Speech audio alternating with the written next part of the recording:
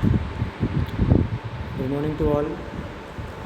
Now we are discussing the topic of buoyancy force part 2 in fluid mechanics.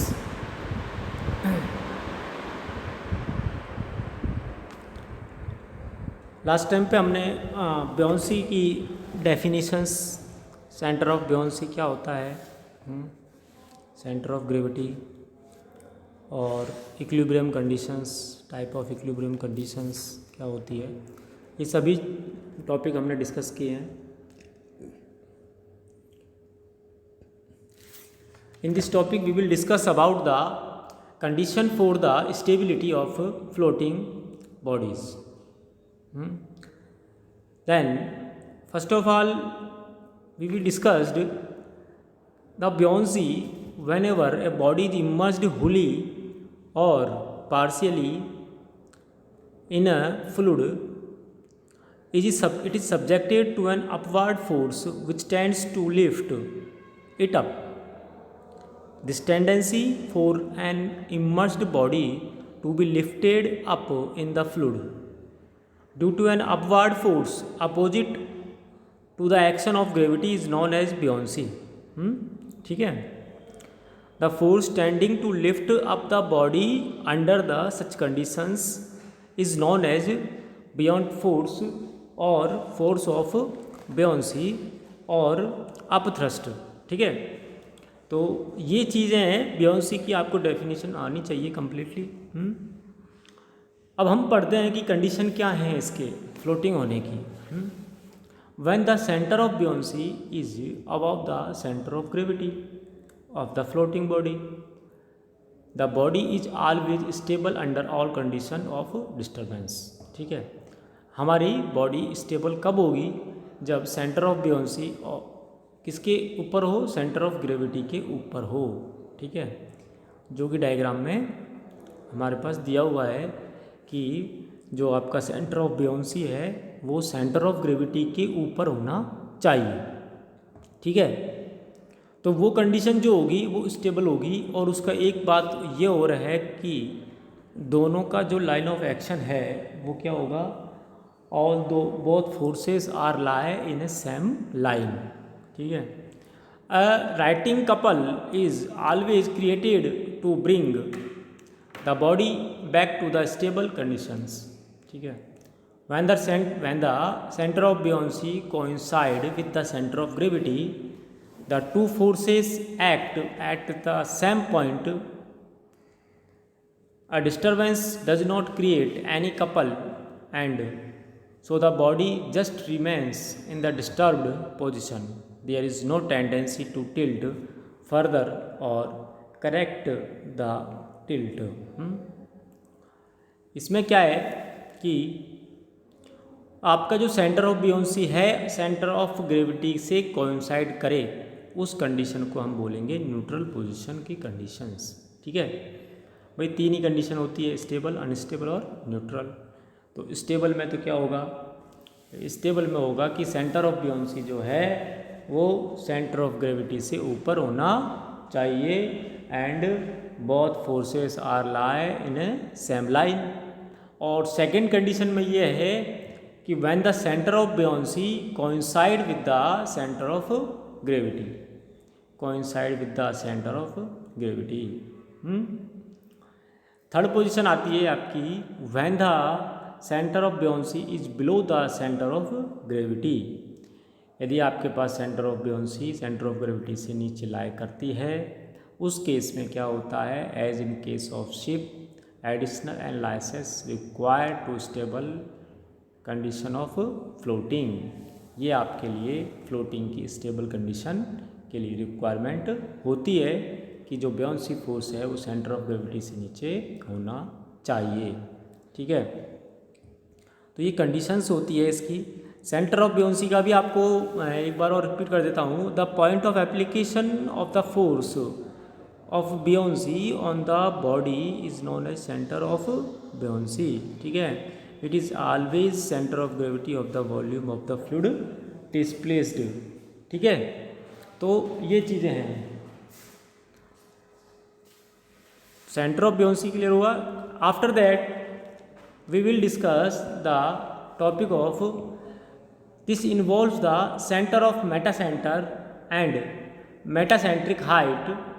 When the body is disturbed, the center of gravity still remains on the centroidal line of body. The shape of the displaced volume changes and the center of buoyancy moves from its previous position. The location M at which the line of action of the buoyant force meets the centroidal axis of the body. ठीक है. When disturbed is defined as the meta center. Meta centre की हम कहानी क्या है. Meta centre, what is the Meta centre. तो Meta centre क्या होता है कि in the figure Meta centre the floating body in a liquid in A state of equilibrium when it is a small angular displacement, it start oscillating about the some point. This point about which the body start oscillating है ना, is called meta center. ठीक है. Body जिस point पर आपका oscillate होना start हो जाता है ना, उस पॉइंट के अबाउट जब हम डिस्टेंस को मेज़र करते हैं तो वो जो डिस्टेंस होती है, वो जो एक्सिस पर डिस्टेंस काउंट करते हैं, वो मेटा सेंटर होती है. ठीक है. नेक्स्ट हम बात करें तो मेटा सेंटर को हम दूसरी तरह से डिफाइन कर सकते हैं कि सिंपल इसकी एक एग्जैक्ट डेफिनेशन जो उसकी बात करें वो क्या है. It is a point of intersection of the axis of body passing through C G and original centre of buoyancy. ठीक है. इंटरसेक्शन पॉइंट है दोनों का. देखो जहाँ पर सेंटर ऑफ ग्रेविटी और सेंटर ऑफ बियोंसी दोनों के जो पॉइंट्स वो पास करते हैं and vertical line passing through the centre of buoyancy of the tilt position of the body, that is called meta centre. ठीक है. एंड मेटा सेंटर हाइट की हम बात करें तो distance between the centre of gravity of floating body and Meta centre है ना, is called meta centre height. ठीक है भाई, ये है. When the small disturbance occurs, say clockwise, then the center of gravity move to the right of the original center of line.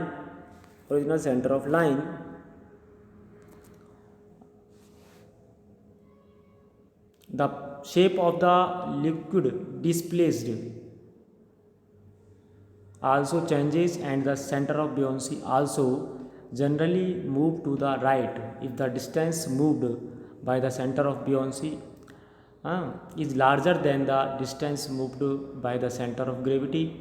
The resulting couple will act the anti-clockwise, correcting the disturbance. If the distance moved by the center of gravity is larger, the couple will be clockwise and it will tend to increase the disturbance or tilting. ठीक है. ये आपका equilibrium condition है. According to this diagram, according to this diagram हम बात करें कि Meta centre की हाइट की, तो for the stable condition equilibrium condition में हम बात करें तो position of meta centre M remain higher than the centre of gravity of the body G. Unstable equilibrium की हम बात करें तो position of meta centre M remains the lower than G. और न्यूट्रल पोजीशन में हम बात करें तो position of the Meta centre M coincide with G. ये आपकी इक्विलिब्रियम कंडीशन है. यहाँ पर सेकंड डायग्राम में कुछ स्मॉल टिल्ट दे रखा है ना. मेटा सेंटर हाइट आपके पास शो हो रखी है. देखो स्मॉल टिल्ट पर सेंटर ऑफ और मेटा सेंटर दोनों के बीच की डिस्टेंस है मेटा सेंटर हाइट कहलाती है. ठीक है. लेकिन जो मेटा सेंटर एम वैल्यू जो है उसके यदि एक्सिस का लाइन जो पास हो रहा है वर्टिकल डायरेक्शन में ही आपका बियोंसी फोर्स या सेंटर ऑफ बियोंसी लाई करेगा. ठीक है. The distance between the Meta centre and centre of gravity is known as metacentric height. The magnitude of righting couple is directly proportional to the metacentric height. A floating subject to action plan view in the tilt position, the submerged section HGHE, originally the submerged portion AFHD, इसमें according to this diagram की हम बात कर रहे हैं, ये मैं already समझा चुका हूँ. Uniform section assumed at the water line as the angle of tilt small. The original centre of buoyancy B was along the center line. The new location B dash can be determined by the movement balance. Let it move through a distance R. Let the weight of the wedge portion be P. Now यहाँ तक अपन ने Meta centre height के लिए पूरा clear कर लिया है. इसके बाद इसमें एक हम न्यूमेरिकल कर लेते हैं, ठीक है. और न्यूमेरिकल करने के बाद फिर लगभग ये चैप्टर इसके न्यूमेरिकल ही है. इसके बाद इसमें और कुछ खास बचा नहीं है. हम इसके न्यूमेरिकल आ जाते हैं. तो एक प्रॉब्लम है, determine the volume and specific weight of an object which weights 22 newton in water and 30 newton in oil of specific gravity 0.8. ठीक है, ऑयल की स्पेसिफिक ग्रेविटी यहाँ पर दे रखी है 0.8, और एक ऑब्जेक्ट है जिसका वेट 22 न्यूटन तो किसमें है, वाटर में आता है, और 30 न्यूटन जो है वो आता है ऑयल के अंदर. ठीक है, देखो दोनों का वेट अलग अलग है, ये डिपेंड करता है इसकी स्पेसिफिक ग्रेविटी पर. ये इसकी स्पेसिफिक ग्रेविटी पर डिपेंड करता है. ठीक है, और इनकी हम बात करें तो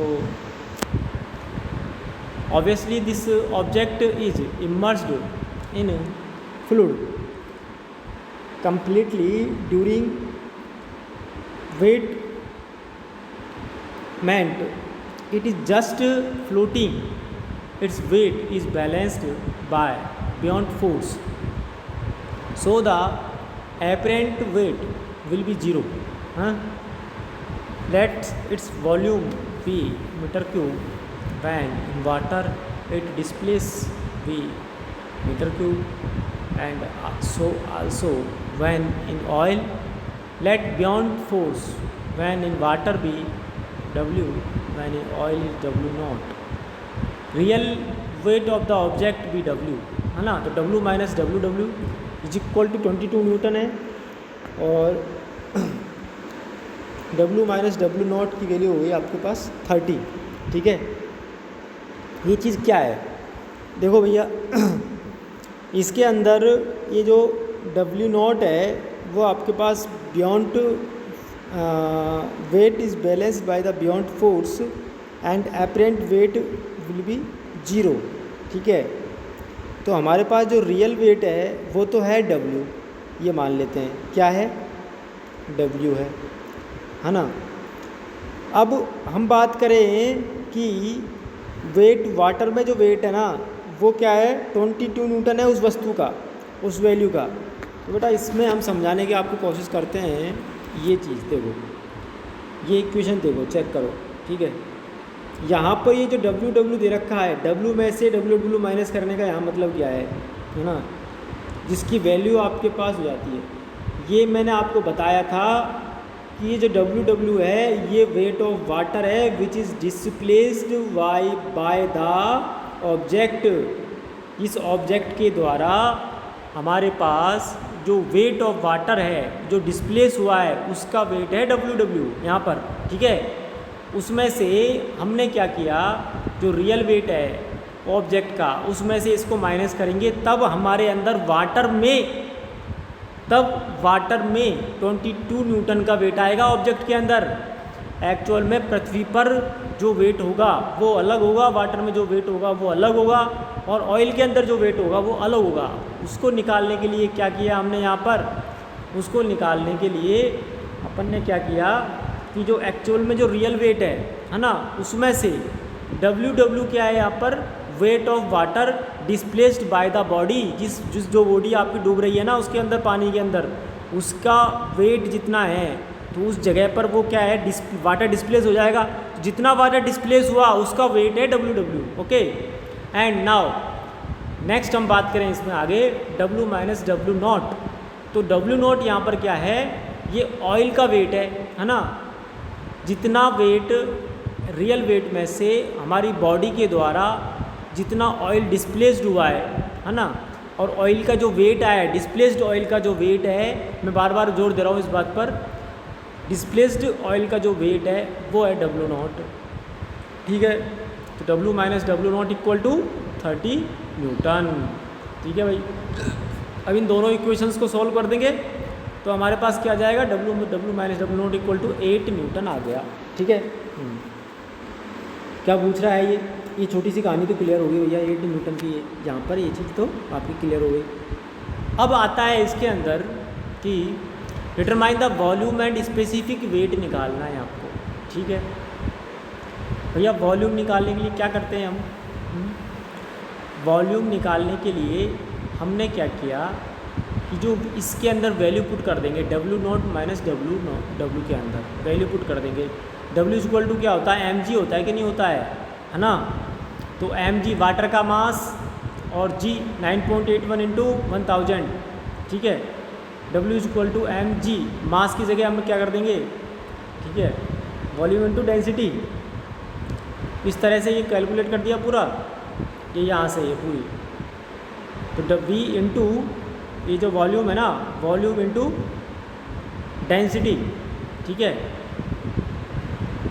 या हम इसको डायरेक्ट भी बोल सकते हैं स्पेसिफिक ग्रेविटी, स्पेसिफिक ग्रेविटी से मल्टीप्लाई कर देंगे वेट को। वेट की टर्म को हमने इसमें लेके आ गए W इक्वल टू mg, और मास को हमने स्पेसिफिक ग्रेविटी की टर्म में लेके आ गए।